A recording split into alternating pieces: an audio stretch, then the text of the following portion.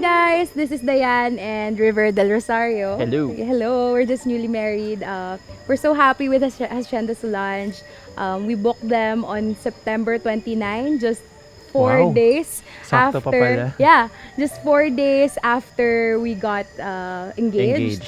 I think when I saw Hacienda Solange, nakita ko yung look and feel niya, just even online, na parang ang perfect na niya for us.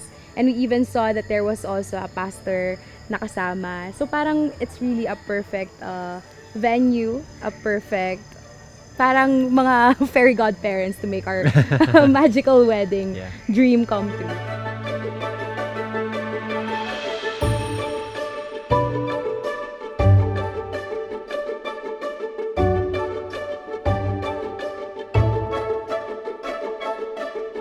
I think special mention there would be si Macy, ang si nakausap Macy, natin first, actually. right?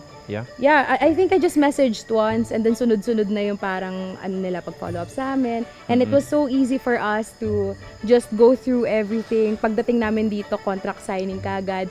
October 8, nakapag-contract signing na kami. Memoryado mo pa rin mga yes, dates. kabisado ko. Akala mo, hindi ako invested. yes.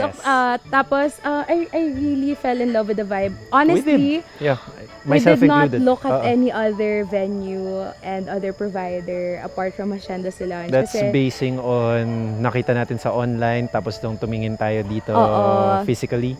Yeah. Kasi parang nakita talaga namin at naramdaman namin na ito na yung perfect place for us to celebrate our union.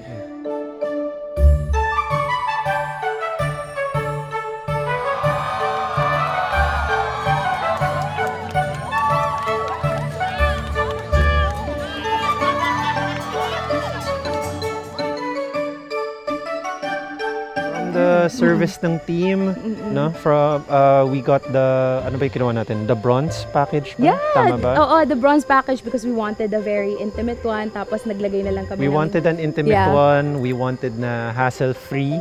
So very important sa amin na nag-offer si Hacienda Solange ng not just the venue but also the everything coordinators, else, the honestly. team, even the list of suppliers na kasama doon. And we appreciate them for that. Yeah, I honestly would recommend that you just get everyone from Hacienda Solange as in the entire team if you don't want any... From the coordinators, sina Roy, to the photographers and videos, sina Wenny. Yeah. Tapos yung hair and makeup. Hair and makeup, sila Kaplan, the food, everything. Food, Hacienda Solange. Nagulat, parang honest. Casa Elisa, mention also Casa Elisa. If we can also mention Casa Elisa because it would also be a good, siguro parang good tip for those who want to get married. It's easy for them to just book there and then book here. Parang Casa Elisa, tatawid ka lang talaga literally sa kabila. Para silang partners in crime. Yes.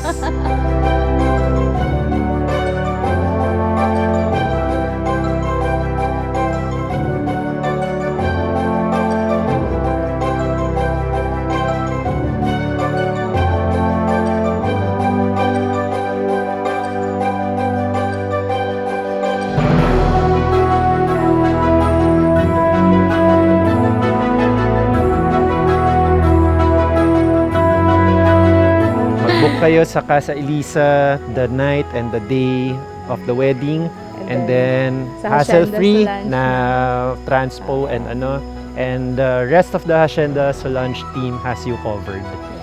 And we know it's really perfect. We're really just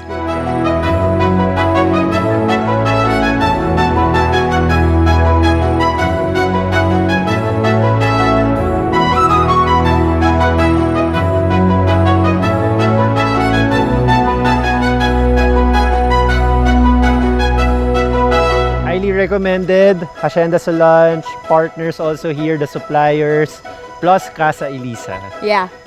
Everyone. Okay, Thank you signing so off. much. Thank you so much.